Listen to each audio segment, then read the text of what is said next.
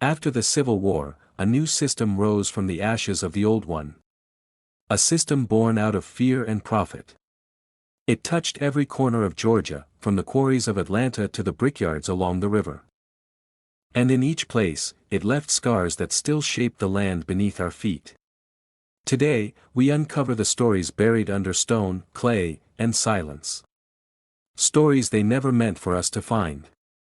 Stories that explain the world we walk through today. And this is the Untold South. Today this place is known for its beauty, a deep blue lake, quiet trails, and West Side Park. But before it became a park, before the movies filmed here, this land was something very different. After the Civil War, Atlanta needed cheap labor to rebuild. And the new industrial system needed cheap labor too. Newly freed black citizens were arrested under black codes and pushed into forced work. Bellwood Quarry became one of the places where that system took root. Men were marched here in chains. They broke rock under the Georgia sun with no rights, no pay, and no protection. Some were crushed. Some collapsed. Some never left. Nameless graves filled the ground, and the city grew on top of their suffering. Convict leasing eventually collapsed under scandal, but the chain gang survived for decades. The stone carved here helped build Atlanta, but the cost was paid in human lives. Today Bellwood Quarry is quiet, a reservoir, a park, a place of leisure. But beneath the calm water lies a truth the city rarely speaks aloud. Bellwood was only one site in a vast system. And the next place in our story became one of the most infamous of them all. On the banks of the Chattahoochee River sits one of the darkest industrial sites in Atlanta's history. A place where thousands of men, and some women, were enslaved by another name. This was the Chattahoochee Brick Company. Founded in the late 1800s, its bricks helped build Atlanta's factories, homes, and neighborhoods. But behind every brick was a body, leased from the state, forced into labor, and stripped of humanity. The company was run by Captain James English, a former mayor of Atlanta. He built his wealth on the backs of leased black prisoners.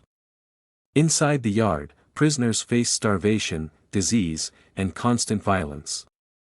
In the deep heat, they hauled clay, shaped bricks, and stacked them for firing. Women were imprisoned here too. Their stories rarely made it into the record, and often their suffering was even worse.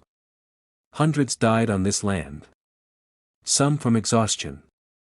Some from violence. Many were buried in unmarked graves. At its peak, Chattahoochee Brick was one of the largest suppliers of leased black prisoners, targeted by police, funneled into the yard, and worked to death.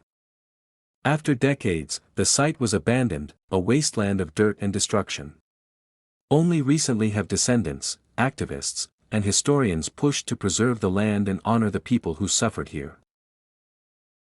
Deeper in the mountains of North Georgia, another site pushed the system even further. Dade Coal Company's mines, where punishment and death were constant companions. Deep underground, the darkness swallowed any hope of escape. Prisoners were forced into tunnels where many would never return. In the 1880s, Dade Coal became one of the largest convict labor operations in the state.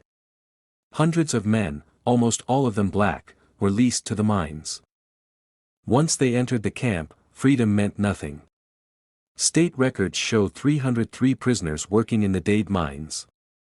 282 were black. Targeted by police. Funneled into a system designed to replace slavery. Inside the mines, the air was thick with dust and gas. Prisoners worked in pitch darkness, swinging picks, loading coal, hauling carts. Explosions were common. Whippings were constant. Overseers carried guns, rifles, and chains. Between 1901 and 1904, more than 1,000 whippings were recorded.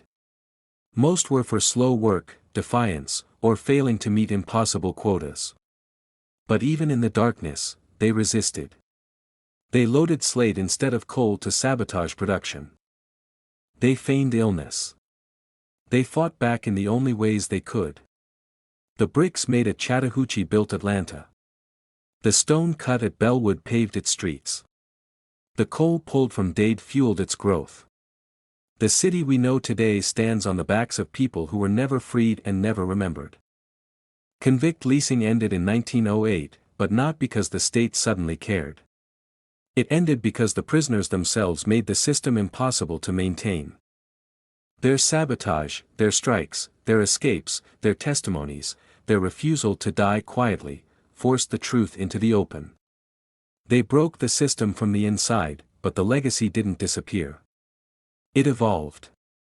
The criminalization of black life became the blueprint for the modern prison system. The same logic. The same labor.